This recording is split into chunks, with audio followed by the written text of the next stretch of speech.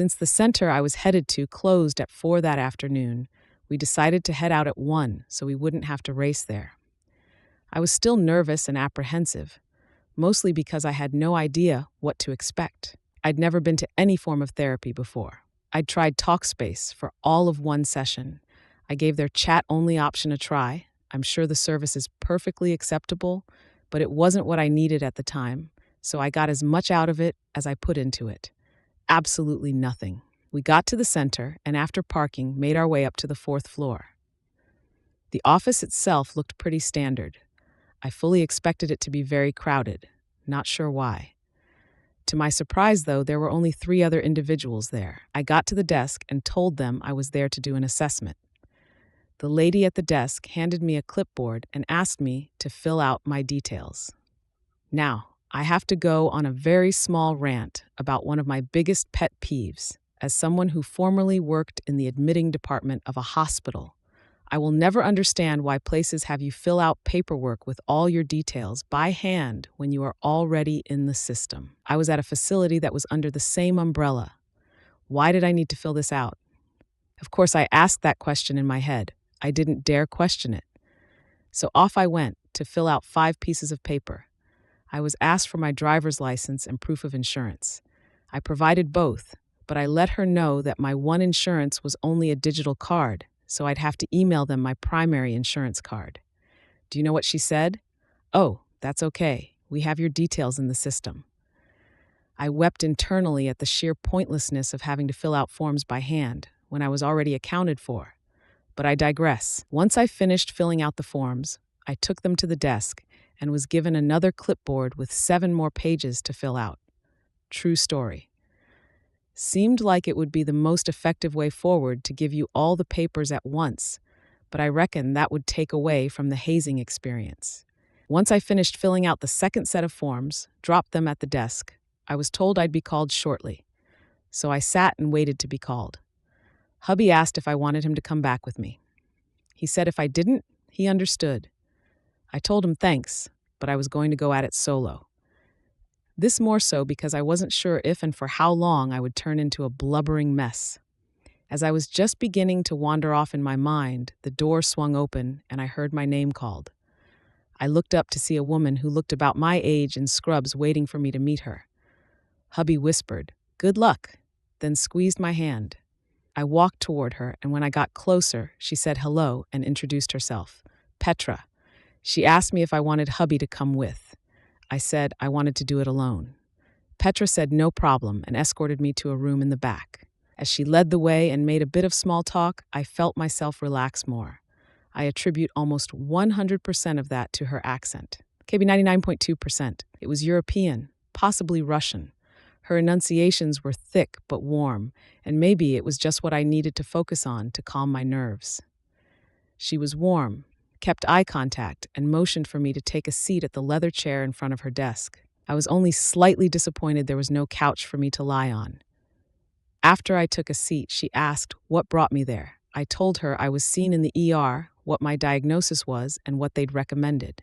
Then she began to prod a bit more. The words poured out like a waterfall. Maybe it was because she was a complete stranger, and her job was to help, not judge. Maybe because I didn't have to be strong. But I told her everything. How I'd worked at the same company for 10 years. How it hadn't always been perfect, but I loved my job. Then 2 years ago, things shifted. A new boss, which wouldn't be the first time. In fact, if I'm counting, this would be my 7th boss in my 10-year stretch. And no, not always because I transferred. In fact, my last 4 bosses were in the past 5 years in the same department. So I wasn't the one moving, if you catch my drift. I told her how I was working 120 hours on average and doing the work of 5 people. I told her how I took a 3-day of a 14-day vacation only to come back to a chastisement and more pressure put on by my boss. I told her how I was told it was my responsibility to train another department because they simply didn't have the resources there, so it was my job to teach them. In short, I had an unpaid, mandatory side hustle at my day job. And as I poured out everything I was feeling, not really expecting anything in return, she said 3 words as she looked directly into my eyes that broke the levees wide open. I'm so sorry. Say what now? She didn't say to me, that's just how things are. Chin up, there, move on. The tears spilled down my face just as easily as the words poured out of my lips. If she had said nothing else, I'd have felt I got my money's worth. She wasn't done. I can't imagine how hard it is to be in a place where you don't feel appreciated. That must be so tough for you.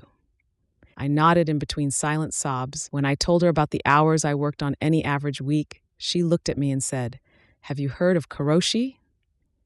I didn't even pretend to know what that word meant. Karoshi, she said in her melodious accent, is Japanese for death by overworking. About 100 people die each year in Japan from karoshi.